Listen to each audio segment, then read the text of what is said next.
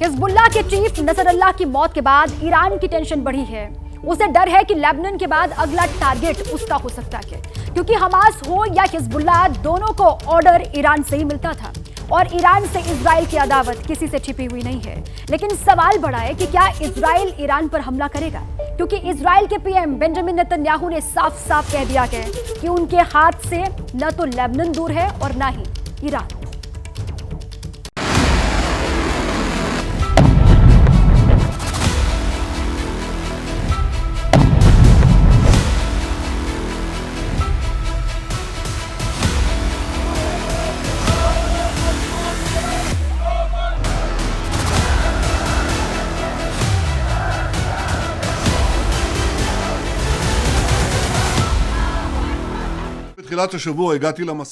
Iran या middle east में ऐसी कोई जगह नहीं है जहां इजराइल के लंबे हाथ नहीं पहुंच सकते हैं। आज आप जान गए हैं कि ये कितना सच है।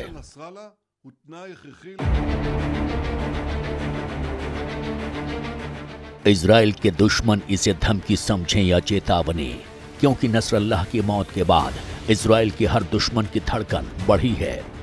सबसे ज्यादा बेचैनी ईरान की बढ़ी है, क्योंकि जब से हिजबुल्लाह के चीफ नसरल्लाह के खात्मे की खबर आई है, ईरान के टॉप लीडर को अपनी जान की फिक्र सताने लगी है। सूत्रों से मिली जानकारी के मुताबिक इजराइल के डर से ईरान का सर्वोच्च लीडर अयातुल्लाह अली खamenei किसी सेफ हाउस में छिप गया है।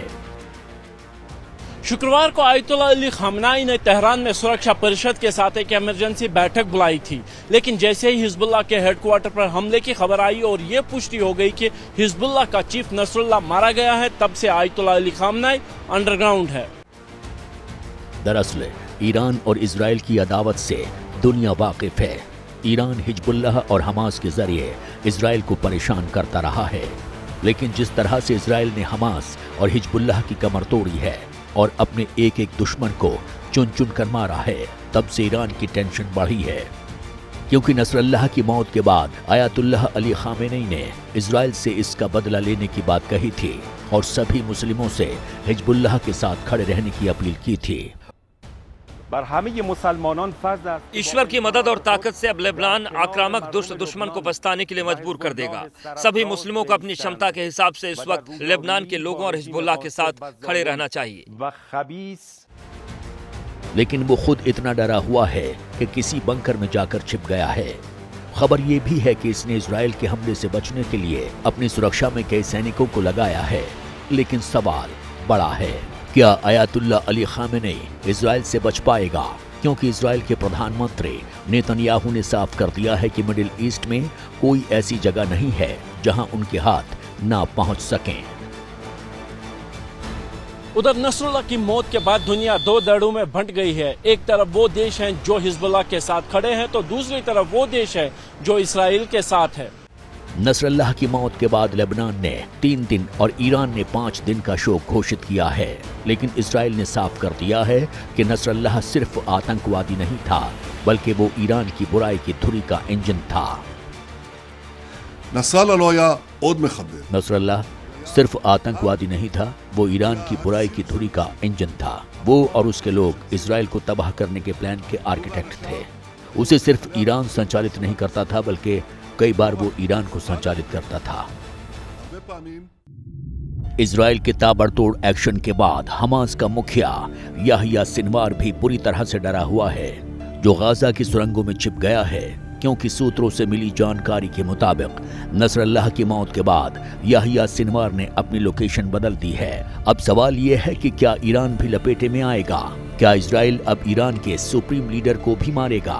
क्योंकि इजराइल ये अच्छे से जानता है कि हमास हो या फिर हिजबुल्लाह, दोनों का रिमोट ईरान के ही हाथ में है। और सबसे बड़ी बात यह है कि ईरान अब तक सिर्फ शब्दों के बयान छोड़ता रहा है, लेकिन कुछ नहीं कर पाया है। वो ना हमास के लीडर इस्माइल हानिया का बदला ले पाया है और ना ही नसरल्लाह की मौत के बाद कोई फैसला ले पाया है।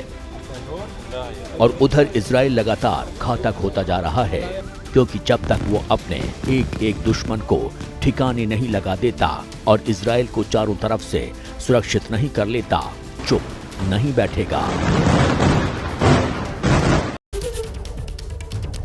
हिजबुल्लाह के चीफ हसन नसरल्लाह की मौत के बाद दुनिया दो धड़ों में बटी हुई दिखाई दे रही है। कोई नसरल्लाह के मौत को जायज बता रहा है तो कोई इस पर सवाल खड़ा कर रहा है। लेकिन कौन सा देश किसके साथ है और अगर आगे बात बढ़ती है तो कौन किसके साथ होगा? आइए आपको ग्राफिक्स के जरिए हम बताते हैं कि कौन सा देश किसके साथ खड़ा आने वाले वक्त में अगर हालात और बिगड़ते तो खड़ा दिखाई देगा। देखिए दुनिया बट गई है, दो धड़ों में बटी हुई दिखाई दे रही है। इजराइल के साथ America, Germany, France, Britain, Canada, Australia और न्यूजीलैंड ये देश खड़े दिखाई देते हैं। और हिजबुल्लाह के साथ देखिए आप चीन, लेबनान, ईरान, तुर्की, पाकिस्तान, कतर और सीरिया, ये मुस्लिम बहुल देश जो कि हिजबुल्लाह के साथ खड़े नजर आएंगे अगर हालात और आगे बढ़ते हैं और बिगड़ते हैं। जैसे ही घड़ी का काटा दोपहर 2:30 पे आए, बबीता जी का दिल सास बहू साजिश के लिए मचल जाए।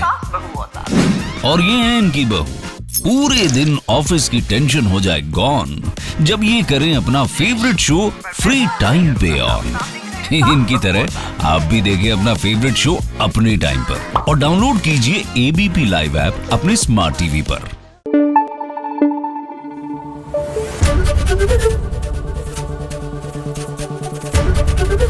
एबीपी न्यूज आपको रखे आगे।